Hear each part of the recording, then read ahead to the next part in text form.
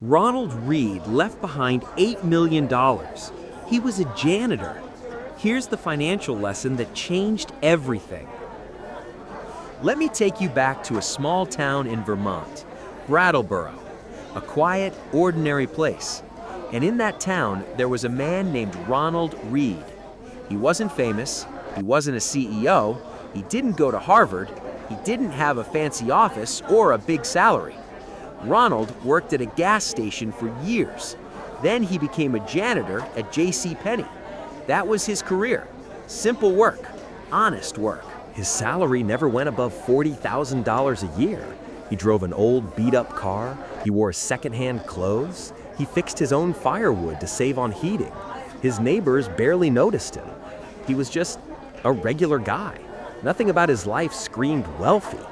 And then, in 2014, Ronald Read passed away at the age of 92. And when his will was read, people were stunned. He had left behind nearly $8 million. $6 million of it went to the local hospital. The rest went to the local library. His friends and family were shocked. His lawyers were shocked. The whole town was shocked. So how did a janitor build $8 million?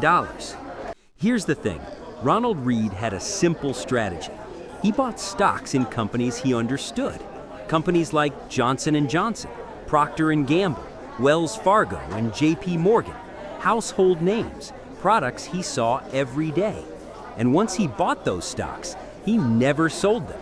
He held them for decades, through market crashes, through recessions, through wars and crises. He just held. Every time those companies paid dividends, and we'll explain what that means in a second, Ronald reinvested the money back into more shares. He didn't spend it, he didn't celebrate, he just quietly kept adding, month after month, year after year, decade after decade. He was patient in a way that most people simply are not, and that patience quietly built a fortune that most people only dream about. Before we get to the lessons, let's learn 3 key words from this story, because understanding these words will change the way you think about money forever. Word number 1, dividend. A dividend is money that a company pays you just for owning its stock. Think of it like this. Imagine you own a small piece of a pizza shop. At the end of every month, the shop makes a profit. And as a part owner, they send you a small cut of that profit. That's a dividend. Ronald Read collected these small payments from dozens of companies, and instead of spending them, he used them to buy even more shares. More shares meant more dividends. It was a snowball rolling downhill, getting bigger with every turn. Compound interest. This is the most powerful force in personal finance. Compound interest means you earn returns not just on your original money, but also on the returns you already earned.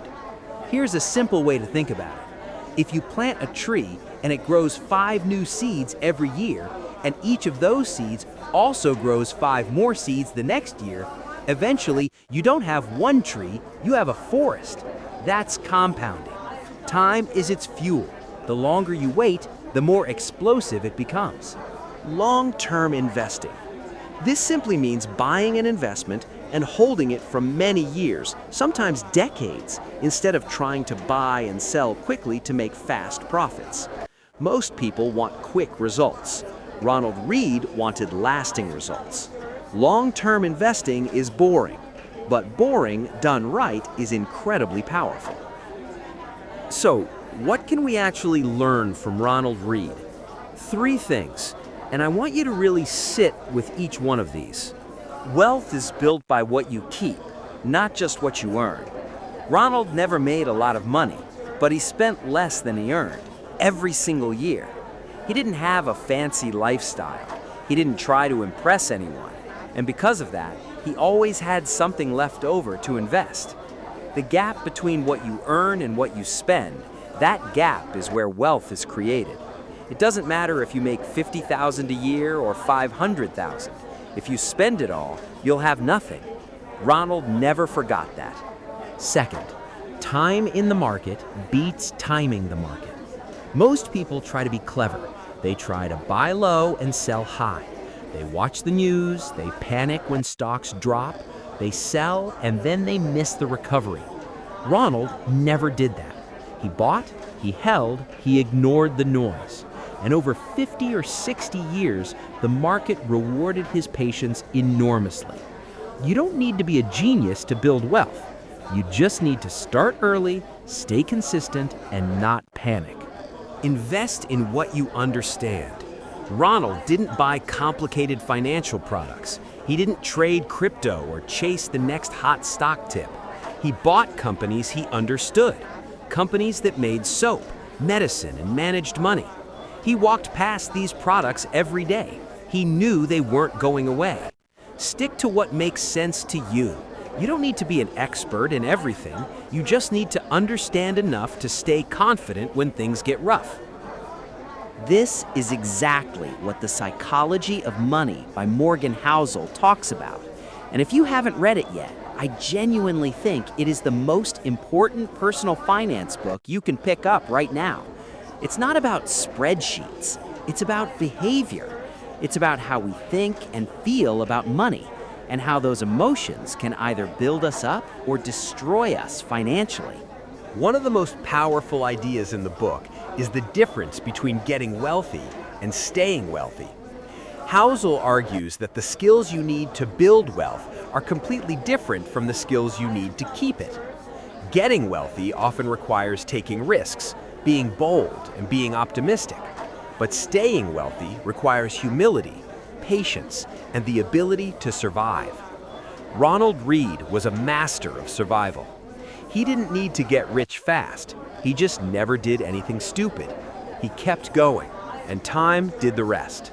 Housel also talks about long tails, the idea that a small number of decisions or investments will account for the majority of your results.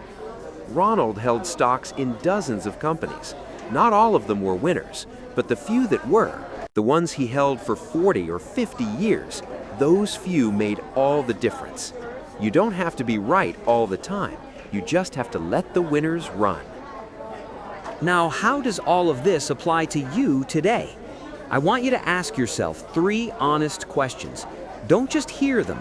Actually stop and think about them. Question 1. What is the gap between what I earn and what I spend right now? Is there anything left over each month that could be invested, even a small amount? Because Ronald Read didn't start with a lot. He started with what he had, and he was consistent. Even $10 or $20 a month invested regularly over decades can grow into something real. The question isn't, do I have enough to start? The question is, am I willing to start with what I have? Question 2. Am I investing for the long term, or am I looking for quick wins? Be honest with yourself. There's nothing wrong with admitting that you want fast results. Most of us do. But Ronald Read's story is proof that slow and steady doesn't just win the race, it wins by a landslide. What would change in your financial life if you committed to a 10-year investing mindset starting today? And question 3, am I spending money to look wealthy or to actually become wealthy? Ronald drove an old car. He wore simple clothes. He didn't need people to know he had money. He just quietly built it. In a world of social media and constant comparison, this is harder than it sounds. But it might be the most important shift you can make. Choose to be wealthy over looking wealthy. Ronald Read didn't have a secret. He didn't have a mentor or a lucky break. He had patience, discipline, and time. And he used all 3 of them quietly, without anyone watching, for decades. And in the end, he left behind a legacy that shocked an entire community. That's the power of simple, consistent financial habits. It's not glamorous, but it works. So here's my question for you. Which lesson from Ronald Read's story hit you the hardest? Was it the idea of spending less than you earn, the power of holding investments long term, or the reminder to stop spending money just to impress people? Drop a comment below and let me know. I read every single one. And if this episode gave you something to think about, share it with a friend who needs to hear it. See you next time.